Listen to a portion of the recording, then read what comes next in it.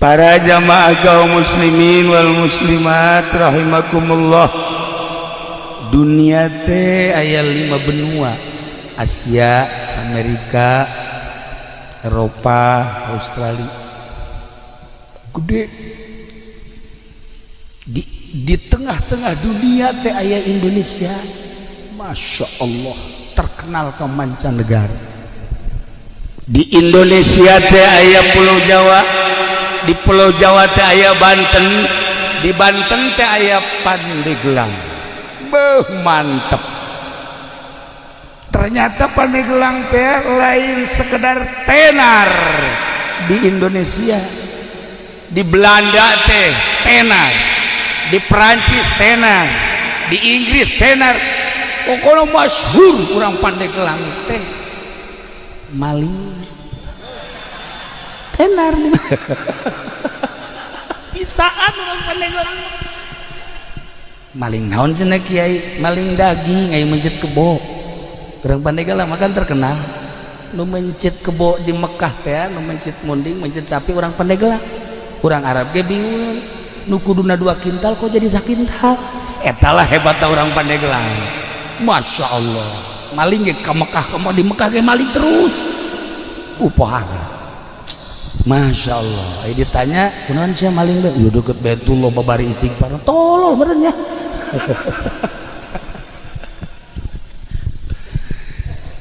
Pandeglang teh, iya urang keur cicing di Pandeglang. Terek ngaji sim kuring mah rek nyaritakeun asal usul Pandeglang. Di Pandeglang teh aya hiji jelema sakti mandraguna. Weh, moal aya tanding. Ngaranna Ki Buyut Papak. Ki Buyut Papak teh moal aya tanding lamun gelut. Moal aya tanding lamun ngamasalahkeun masalah kiai. Kakiaian aya di manehanana, kajawaraan aya di manehanana. Ki Buyut Papak teh boga kaistimewaanana mun dibeulem teu teurat. Heh, urang Pandeglang mana mantap Ki Jamal ulah sambarangan eta. Oke, beres acara urang beulem coba. Moal teurat lah. Moal pati-pati atuh jangan. Ya Allah, nah Ki Buyut Papak teh seorang manusia, orang Pandeglang, saktina luar biasa. Kabelah dia eueuh tanding, masalah eueuh tanding, gelut eueuh tanding segala rupa, boga kamonesan, nyana leuleukeunna, nyieun gelang. Tapi nyin gelangna lain cara zaman kiwari. Belum, sanggeus tadi belum diketrokanana make leungeun. Yehe, urang Pandeglang mah tulas sambarang. Make leungeun di luhur batu. Eta sanggeus tadi belum ditakolan dibentukeun gelang. Dibentukeun gelang. Sanggeusna dipek-prekan, ternyata ieu teh horenganan kudu dikacaikeun. Batu nu eta kumanehanana disimpenna di hiji tempat, ngaran tempatna eta di Kabayan Cikole. Ayalah kuari disebut Batu Ngamprak. Neangan tempat jang nguluikeun lalakon aya di Cikolaken, Cikole di naon kitu ngaranna Kabayan keneh ngan Kabayan Citaman. Aya cai di dinya mah dibeulem, dibentukeun make leungeun, dipek-prekan teu kuateun batuna, maka disebut batu beulah. Kula mah asal ngadengin nu beulah muringkak bulu. Heuh maksudna. Bisa medehem mana bae sia mah kolot-kolot. Tah, kuari teh aya batu beulah di Citaman, Kabayan Citaman. Masya Allah, di dinyala dibentukeun rapih, jadilah gelang. maka nyeuna disebut pande mande gelangna gelang. Zaman harita langsung anjeunna lapor ka Syekh Maulana Hasanuddin diiring ku 5 jelema. Syekh Maulana Hasanuddin almarhum al-maghfurlah kuddisa sirruh, ya Allah ya Rabbi, kaget seorang Pandeglang kampung anu luar biasa, bahkan lain sekedar kampung leuweung meleg-meleg, bisa jijieuna nu sakieu hebatna diterima dengan 12 tangan ku Syekh Maulana Hasanuddin. Sageusna diterima teu meunang balik deui, eta buyut papak teh diangkat jadi penasehat keraton. Jadi boga sejarah lain lalagaan, maka Pandeglang teh disebutna Panegelang. Lantaran zaman harita mah masih kena aya Belanda dilempengkeun Pandeglang. Sebab baheula Belanda mah loba pandendres, pande dan lain-lain sebagainya. Nah, iyalah asal usul Pandeglang. Cek sakaol mah lain kitu. Sasari Hidayatullah teh nyerang Banten, babat Banten nu dititik beratkeun ka Syekh Maulana Hasanuddin pada tahun 1525 berhasil Banten teh dikuasai ku Sasari Hidayatullah tahun 1570. Maka Syekh Syarif Hidayatullah teh nitipkeun Banten sebab geus selesai. Kaselesaiana saur Syekh Syarif Hidayatullah, alhamdulillah Banten geus jadi milik urang. Terus sampaikeun ka Lampung. Belah dituna Brebes, Tegal. Lain leutik-leutik keraton Banten teh di Brebes, di Tegal, belah dituna Lampung. Masya Allah, Pajajaran teh ieu teh beunang ku Banten. Maka cek Syekh Syarif Hidayatullah ieu ngaranna Peniglang. Peni teh nyambung, gelang teh gelang nyambung gelang, bahasa kinayah. Maksudnya nyambunglah perpolitikan, nyambunglah perekonomian, dibangunlah ku Syekh Syarif Hidayatullah perpolitikan atas nama Banten jeung perekonomianana. Maka Banten teh boga Pandeglang lain leutik-leutik sejarah. Hebat Pandeglang teh, numantak bangga orang jadi orang Pandeglang. Boga sejarah dibaca lain sekedar ku orang Serang, lain sekedar ku orang Banten, dibaca di Belanda, dibaca di Jerman, dibaca di Perancis, dibaca di Inggris. Pandeglang teh sejarah internasional dengan nama Pandeglang seperti itu. Wah, Pandeglang. Tapi cekaruhuna lain kitu Pandeglang teh. Pandeglang teh sawareh mah nyebutkeun ieu teh maksudna dedeleuan anu jelas, bahasa dedeleuan anu jelas teh negla. Di Pandeglang teh aya hiji lembur ngaranna eta Sanghyang Herang. Sanghyang Herang kudu ka amat menyebutkeunana. Nanya na bangsa ke modal kos kitu momal nyaho sia matu. Di mana lembur Sanghyang Herang teh? Di dinya teh aya batu, daerahna rada pasir. Di mana? Herang. Sanghyang Herang. Itu nyaho jepes ya. Itu sejarah sia bakal ditembak orang Prancis ya. Di mana? Herang lah. Iya, Sanghyang Herang. Di dinya teh rada pasir. Didinya aya batu gede, batu teh diesian ku 4 jelema, juruna teh lamun urang kadinya negla katempo ke arah utara, ke arah barat, ke arah selatan, timur, maka disebutna negla. Siapa lamun hayang negla dedeleuan tah ka Sanghyang Herang. luar biasa. Maka kolot nyebutna tuh di Paneglaan mun hayang ngeuleuh ka mana-mana tuh Paneglaan. Nah eta teh bahasa karuhun sang hyang herangna bahasa karuhun peninggalan karuhun haju bahasana ge tuh Paneglaan cek karuhun geus Paneglaan teh dilempengkeun jadi Pandeglang tilu sia mangajina. Masya Allah nyoret anu bener atuh.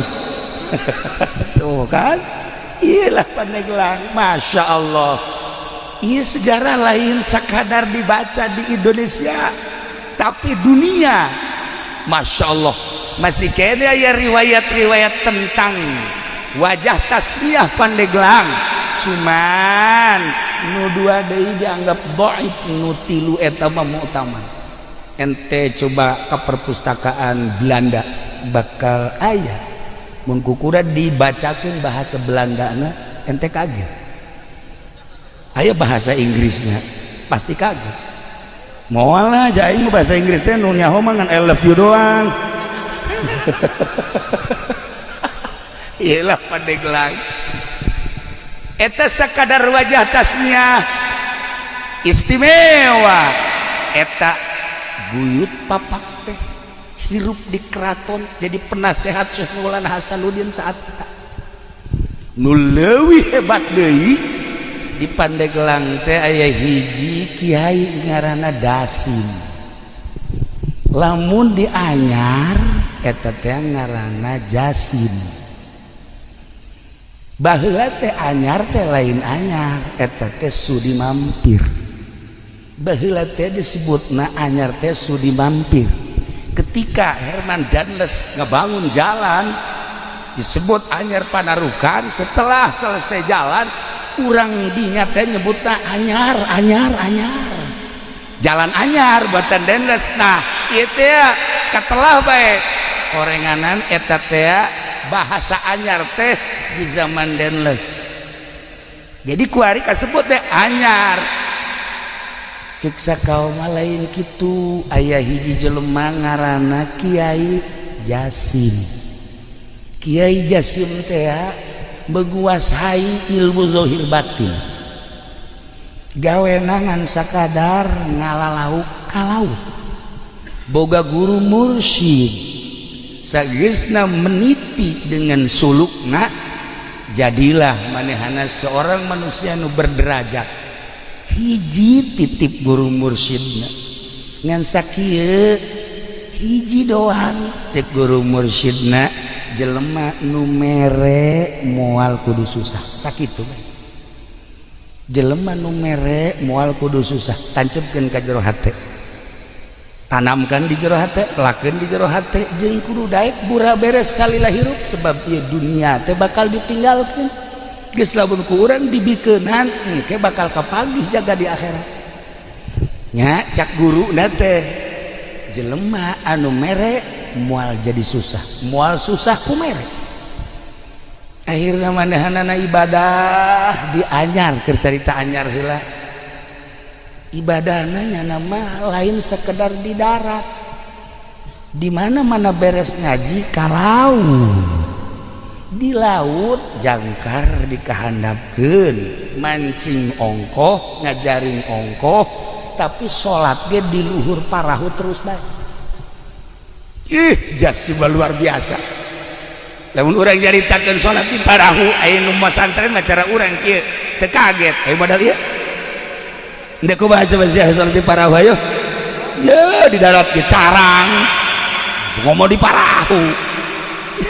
Nah iya di parahu ge salat bae ya Allah ya Rabbi mancing dengan sakadar zahirna we hungkul mancing rek meunang rek henteu ngan lamun bener-bener teu meunang di akhirnya ngadoa ya Allah ya Rabbi ulah datang ka abdi poos ieu balik teh hiji dua mah bere ya abdi jasana jang abdi jang fakir miskin lauk nonjol sorangan mancing merek menang rek henteu sebabnya nana salat di luhur parahu tapi rek balik lauk nu mana bae hayang diala hayang dibawa sebab lauk eta kan boga aambeula saha ieu nu mancing saya nu di luhur parahu pasti ya aing teh digunakeun manfaat disodakohkeun didahar ku balerea haju dipakai ibadah lauk ge hayangin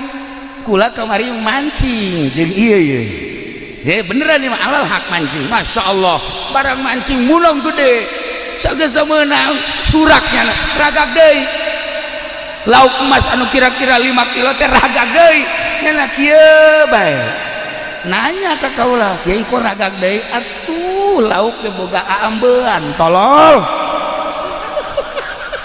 atuh nyahoun nya nage aduh teu sambarangan lauk teh waliullah mah lamun mancing lauk rabang solihin lamun ka laut lauk teh hayang dibawa aya si ieu mah lauk nu geus aya ge gocok indih ya Allah ya Rabbi kunaas-naas teh ngirup ngaji sholawat atuh maca sholawat tak ilang karena Jasim satu ketika di Jasim asal maghrib memeh maghrib keluar dina laut maksudna ngeusan mancingna sebabnya jadi imam maghrib satu ketika ieu aya angin henteu bisa mendarat di laut bae masya Allah Gusti abdi teh imam di masjid teh di darat teh lamun eueuh abdi meureun jelema teh paburia ya Allah ya Rob sementara angin terus bae niup teu bisa mendarat terserah Gusti abdi mah sebab abdi mah ieu teh diparentah ku Gusti ka modelanana Ki Jasim di masjid ngimaman aya di laut aya deh urang bisa kitu nyandung urang geus ya pokona mah moal kanyahoan ku nu kolot di nu kolot aya di nu gora terus Haji Agus itu kula minta jampena kayak heula Gus tenang heula nu kos kitu mau malah diturunkeun tuh ya ieu Jasim luar biasa Jasim masya Allah. Nah satu ketika anjeunna ngadenge di darat teh budak leutik cerik aya tiluna nu cerik teh ditanya emakna di ieu kunaon budak careurik hampura Pak Jasim kunaon ti kamari budak ieu hapar candahan masya Allah atuh lain bebeja cek manehanna lauk anu menang di laut langsung dibikeun kabeh kena didahar bahkan manehana nama nitip di besi aya jelema-jelema nu kalaparan anu hese dahar bebeja ka kaula insyaallah kukula dibantu percis ku si eta mah kitu mun aya anu cerik bebeja ka kula asal nu cerikna umur 17 tahun cewek deui mah pengkol bae jelema heran aing mah sairlah Jasim akhirnya Ki Jasim teh terkenal di daerah anyar teh baheula mah sudi mampir keneh ditaluturkeun ku urang dinya boga elmuna naon sih Pak Jasim Kiai Jasim hiji beti guru nu mere moal miskin moal susah ku sebab mere eta beti guru kula dipraktekeun ku urang dinya boga saeutik bikeun masya Allah muyah mayah berkah asal yakin modalnya yakin ikan nu hese ge yakin oh lu udah menceritakan keyakinan hesena lain lalaga datang ka segede kieu urang can boga keyakinan keneh bae sebab lamun hudang peuting culak cileuk bae beusi ayam momonon si aya pocong eta karana teu boga keyakinan kos kitu tah ya urang mah kana rezeki bae hampir teu yakin padahal Allah ngajelaskeun dina Al-Qur'an tapi teu daek yakin masih kene meronta kene tah ieu lah Jasim ditaluturkeun ku urang dinya berarti ngamuridkeun ilmu nu dipraktekeunana jelema mere moal miskin nu mere moal susah sakitu bae akhirna muridna loba geus loba muridna nyana ka Mekah berangkat balik ke Mekah masya Allah ingin masjid di Anyar tah masjid nu pertama ngabangun di Anyar eta ngaranna Jasim mantap besi aya jalan Haji Jasim bari geus apal dong besi ente ka Anyar ieu teh aya jalan Buyut Jasim eta manehanna. Nah eta Jasim teh lantaran ngabangun masjid urang dinya nyebutna anyar, masjid anyar nu tadina ngaranna sudi mampir kuari ngaranna anyar. Hiji sababna jalan menang denles, nomor kedua sababna menang Abuya Jasim nu indah deui Dasim mah di Pandeglang. Kehebatan Dasim ibadahna nya nama di leuweung bae. Naik ke tangkal kayu sholat di luhur tangkal kayu. Wih hebat jasa ngadengena mah urang ngeunaheun si ieu ge sok naik ke tangkal buah batur deh beak kabeh naik tangkal kalapa beak buah beak antak si ieu mah kos kitu beungeut kucem kadeulna. Ieu Dasim istimewa ibadahna zahiron wa batinan. Mandak di Pandeglang mah istimewa sebenarnya mah Kiai Zohir Ambalaya, Kiai Batin Geloba, Kiai Zohiron wa Batinan Ambalaya. Pandeglang baheula mah urang Tangerang, urang Bogor, urang Sukabumi, urang Cianjur, masantren teh lamun encan ka Pandeglang can anggus. Sebab di Pandeglang mah loba ulama Zohir Batin. Pokona hebat bae Ki Dasim mah sebab manehana mah nyandung opat. Lamun ka mamana ieu pamajikanana ngabring opat 3.000 jana babageur. Lamun nu ieu ngalahirkeun ditungguan ku nu tiluan, lamun anu kadua ngalahirkeun nu tiluan ieu nungguan ngaropean. Masyaallah mang nyangukeun mang nyeuseuhkeun dongengna be urang resep kitu teh bisa manteu. Ieu Dasim aya di Pandeglang.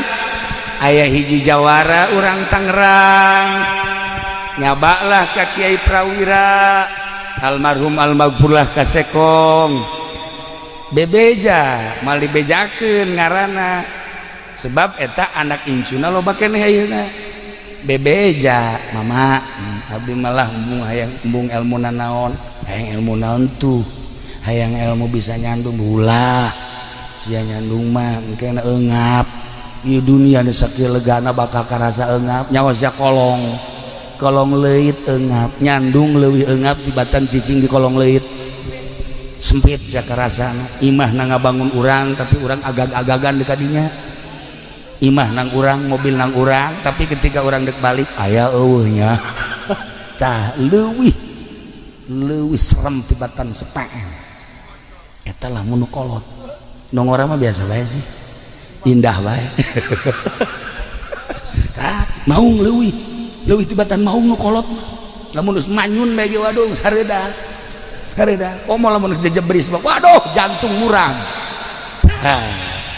Cak Mama Prawira ulah lah mun bisa mah ulah teu kula mah ya hayang nyandung menta jampena dibere kieu jampena nya ieu dengekeun ku kabehan. Lamun orang ngala wudu ti zohor wuduna eta kudu ditandean dina ember, asar tandean dina ember. Cek Mama Prawira maghrib isya subuh tah serius haju aya kalapa hejo tapas luhur jeung handapna bolongan saeutik setengahna inum ku urang setengahna deui cokot tah cai ti ember anu meunang wudu tadi hijikeun ka dinya haju tutupan bacaan ku maneh engke inumkeun ka pamajikan maneh ngan babacaanana moal dibikeun sakitu atuh sia nyarandung kabeh ieu nu bahayana. Ya yang medit mun kitu boga duit teu nyandung tah ieu mah bal dipikeun ieu carita Mama Prawira we akhirna dibacaan bener saenggeus teh dibacaan inumkeun sesana kalapana ieu pendem hareupeun lawang saha lawang imah urang geus insyaallah dilaksanakeun jampena doang nu moal dibikeun tah eta alhamdulillah nu kolot nu ngora kabeh opatana namun ka mamana ngabri akur istimewa we pokoknya. Masya Allah, mama nanti ya Allah bajuna akur sagalan akur tilok marara sama sekali eta jampe ti mama prawira banjurna luar biasa nah eta ngara barang ditanyakeun mama eta Siti saha jampe ti mama Dasim baheula di Pandeglang teh aya ngaran Ki Dasim Kiai zohiron wa batinan ibadahna lain dihandap di luhur tangkal kayu dia sholat baik iyalah Dasim jadi boga sejarah lamun di Anyar ngaranna Jasim lamun di Pandeglang ngaranna Ki Dasim Kiai kan badak lamun urang nyaritakeun seputar Banten kabeh ge boga sejarah Baros seorang nama manusia intelek ngaranna DJ Baros anu ngasahkeun keratonan Banten setelah babat Banten teh anu ngasahkeun anak DJ Baros teh ngaran jelema ya aat badinya dagang can nyahonan naon Baros tuh kan istimewa nah iyalah seputar ngaran-ngaranna lamun ku urang ditataan kabeh ge aya wajah tasnya Labuan, Anyar, Caringin, terus Karangbolong, eta teh aya titi mangsa nu mantak di ngaranan eta teh. Pandeglang, Serang, termasuk Banten mah geus kacelun kaung-kaung kakoncara ka mana-mana ka beja kaunggal negara. Harapal kabeh tentang Banten mah. Nah, ieu Pandeglang teh heula. Ieu teh julukanana nu asli nama Kota Wali. Baheula sempet di zaman Belanda teh disebutnya Kota Wali teh. Kabelah dieuna diganti Kota Santri. Kabelah dieuna diganti Serambi Mekah zaman Pak Harto. Kabelah dieuna kuari. Masya Allah, segala rupa aya di Pandeglang. Segala rupa aya di Pandeglang geus pokona mah hese nyaritakeunana. Begal urang Pandeglang. Pamalihan urang Pandeglang, tukang nyandung teu bener urang Pandeglang. Segala rupa orang Pandeglang bae geus anu katangkep di Mekah teh mukimin orang Pandeglang wahara tapi ulana leu kituna sejarah kiai-kiai jebolan Pandeglang Masya Allah mantak urang bangga di Pandeglang aya Ki Bustomi aya Abu Yacidahu kuari senyit Kiai Mupasir Mama Ujang di dieu deuk ka mana di neangan ilmu teu kudu jauh-jauh beakeun ta ilmu Mama Ujang ujianana moal beak datang ka irah gitu tuh mama gitu kan Ki Mupasir ente mun hayang zuhud ka ditu kalau urang ka ditu belajar kayak itu ulah dahar ulah nginumna saeutik bae si ieu sapoe kuat dua poe kuat tilu poe geus kieu bae tah iya mabok zuhud cenah ya Allah ya Rabbi udah gue tinggal bangga na bae ngadenge Masya Allah kuat amat itu hebat amat kiai anu hebat amat dan mantap kula mah tanpa sepengetahuan kiai-kiai anu bersangkutan kula mah penting sok kadoakeun kemudian dihadiahan nu nyaho kabeh ge nu mantap cara rintaeun sebab kulana sok ngirim Fatihah ka ieu ge sok ila hadatir ruhi fendi al-Fatihah geus we gitu asa geus paeh tapi itulah para jamaah